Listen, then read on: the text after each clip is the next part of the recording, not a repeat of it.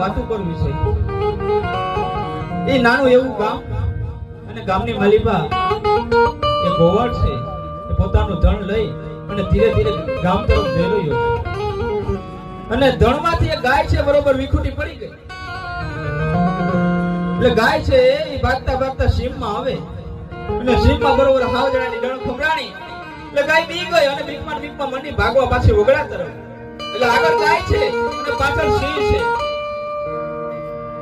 એટલે ગાય મંડી ભાગવા અને ભાગતા ભાગતા ભાગતા જ્યાં માંડણું આવે અને માંડણામાં ગાય ઉલરીને પડે.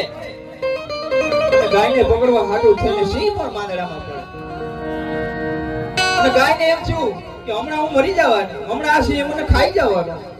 પણ કેવો છે ને કે રામ રાખે ને કોણ સાખે. ગાય જેવું ભાગવાનું કરે પણ કાદવમાં અંદર ખૂંદતી જાય છે. અને સિંહ પોતાનો પંજો ઊંચો કરવાનો બહુ જોર કરે પણ એ પણ કાદવમાં ખૂંદતો જાય છે.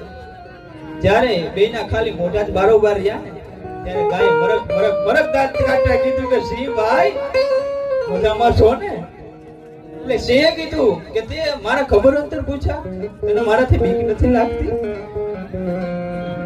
અને ત્યારે એ ગાયે જવાબ દીધો કે સિંહ ભાઈ પેલા મને બીક લાગતી હતી પણ જેવા આપણે માંદડામાં પડ્યા હું ભાગવાનું જોર કરું, હું અંદર ખૂદતી જાઉં, તમે પણ પોતાનો પંજો ઊંચો કરવાની કાઈ કરો પણ થાતી નથી, તમે પણ કાદવમાં ખૂદતા જાવ છો. હવે બીક નથી લાગતી પણ મને એક ભરો હોય ને તમને કાઈ નથી. કે હું ભરોવાની વાતો કઈ ખેરકી વાત કરતો મને ખબર પડે.